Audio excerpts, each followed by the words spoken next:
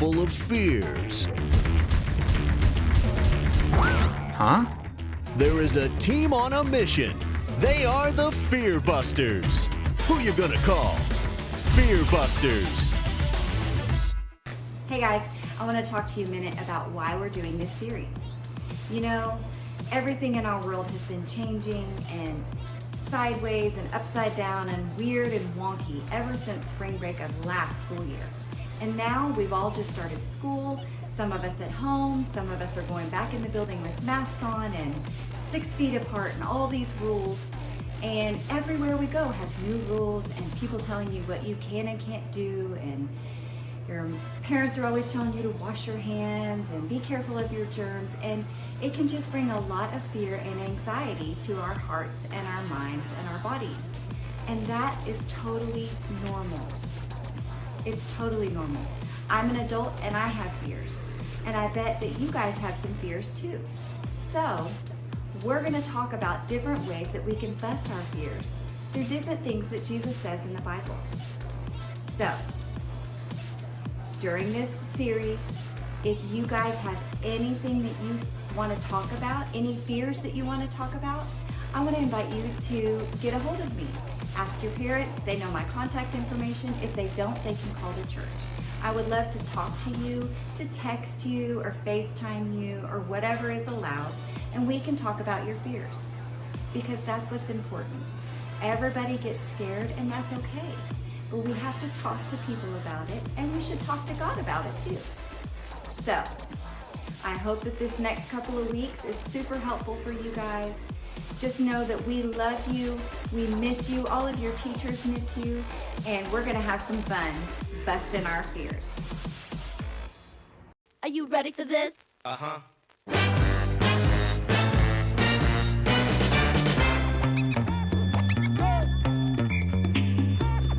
Yo.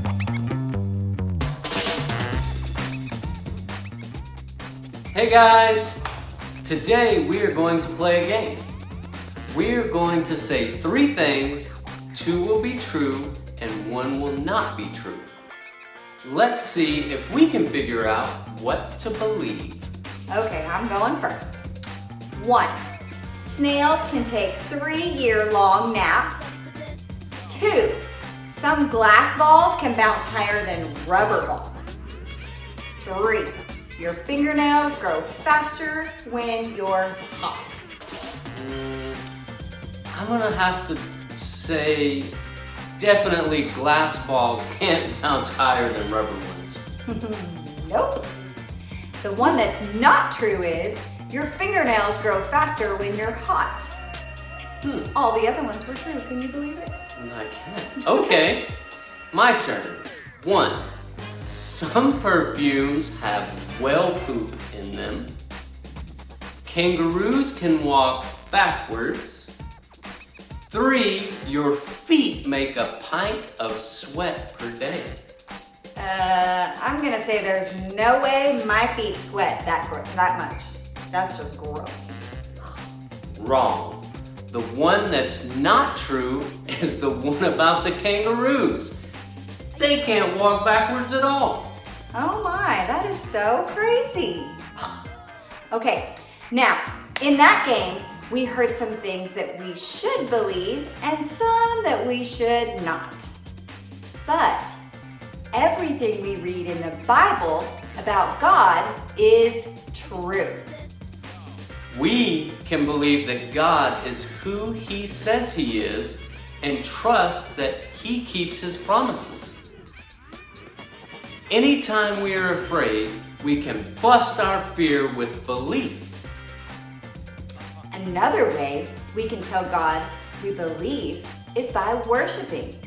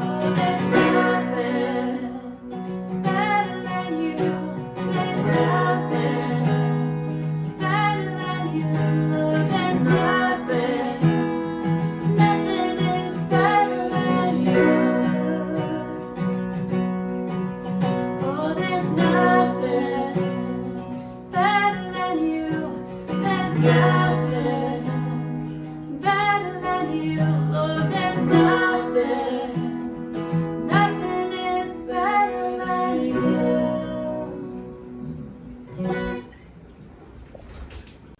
What's up, guys? Chris here, coming to you guys from my man cave, and I miss y'all. I miss being able to fist bump and high five, and when I see you guys again, we're gonna have to do that like with a mask on and all that stuff, because we're still not through this. Who knows when we go back to normal, whatever that's gonna look like next.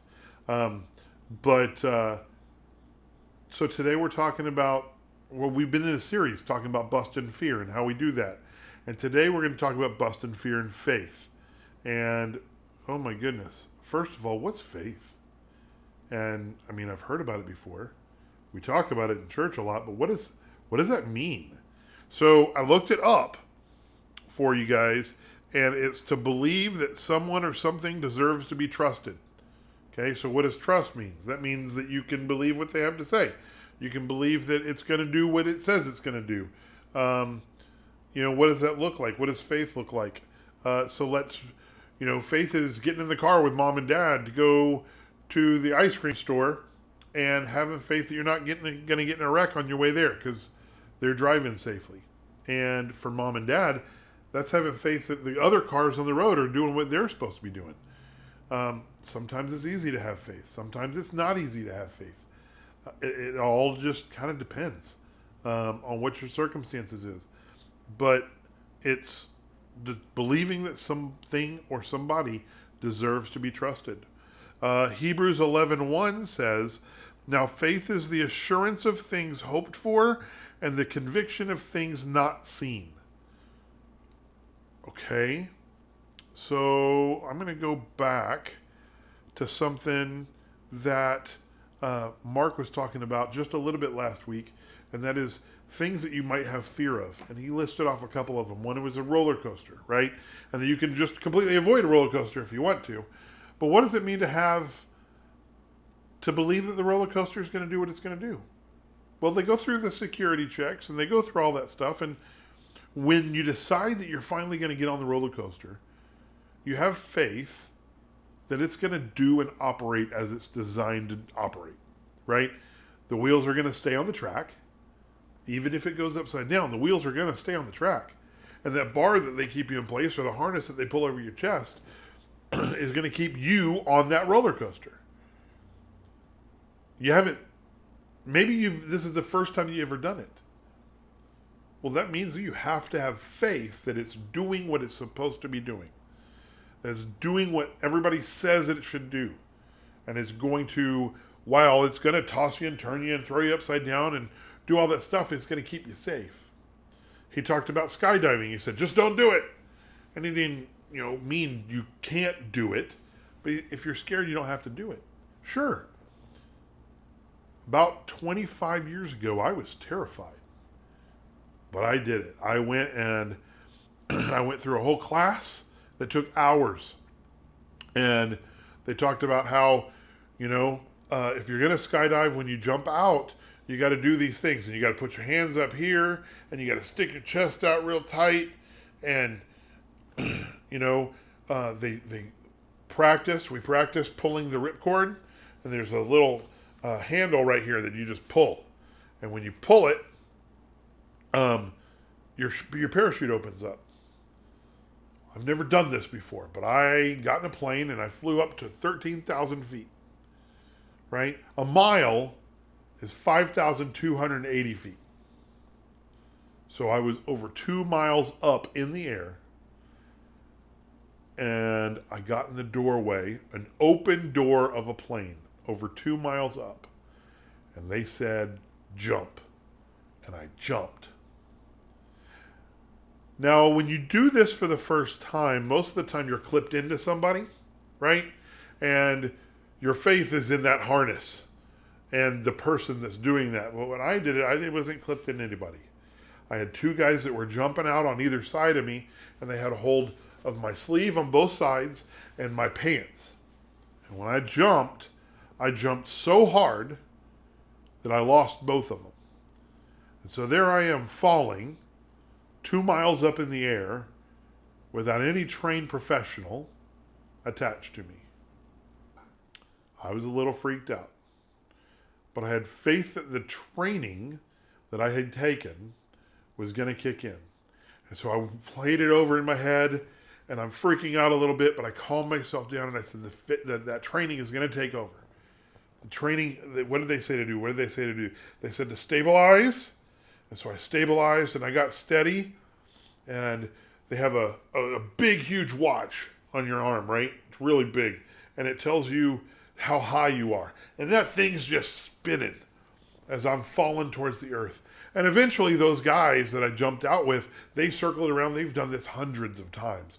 So they circled back around and they got to me and they're like, "What are you doing?" And I was like, "I'm just doing what you told me to do." But the bottom line is I had faith in the training that they had given me. I believed that what they said was going to make me safe, And I did what they told me to do. And the next thing I know, I'm pulling that cord and my parachute opened up, and I had faith that it was just going to open up and it was going to be perfect. And it was. And what followed that was one of the coolest times of my life. It was completely and totally silent. I pulled that cord and I was about a half a mile up in the air still. So I fell for like 1.5 miles out of the sky. 11,000 feet actually. So probably close to 2 miles. But I had faith that all of that was going to work out because I had faith in my training. I believed, what does it say in Hebrews? Faith is the assurance of things hoped for. Man, I hoped that parachute was going to open up, and the conviction of things not seen. I had faith that thing was going to open up. I hoped that it was going to open up, but I had never seen it before. I had never experienced before. I just had faith that what they said was going to happen was going to happen. And it did. It totally did. So, the passage today was not the Hebrews 11:1 passage, but it's John 4:46 through 53. Okay? And what that says is, once more, he visited Cana in Galilee, where he had turned water into wine. Now, this is Jesus, right? The very first miracle is when he had turned the water into wine at the wedding. Because mom had come over and said, "Jesus, it's time. I need some wine for this wedding." And Jesus, he went and he did that. And they said it was the best wine that anybody had ever had. And there was a certain royal official whose son lay sick at Capernaum, a totally different town. When this man heard that Jesus had arrived from Galilee and Judah, he went to him and begged him to come and heal his son, who was close to death. Jesus, he went from Capernaum to Judah. Is that right? Yes. Oh, sorry. He arrived in Galilee. He was in Judah. But this man went from Capernaum to Galilee so that he could talk to Jesus. And he said, "Jesus, my son's really sick. I need you to come. I know that you can heal him. I've heard the stories. I know that you can heal him. Will you come? Please, please, please, Jesus." And he was begging and pleading with him. And Jesus says, "Unless you people see miraculous signs and wonders," Jesus told him, "you will never believe." The royal official said, "Sir, come down to Capernaum before my son dies." And Jesus replied, "You may go. Your son will live."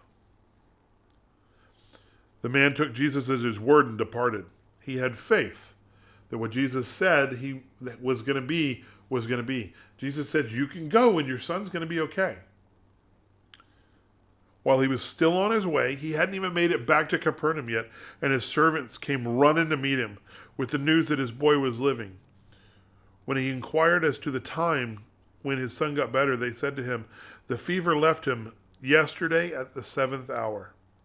Then the father realized that this was the exact time in which Jesus had said to him, "Your son will live."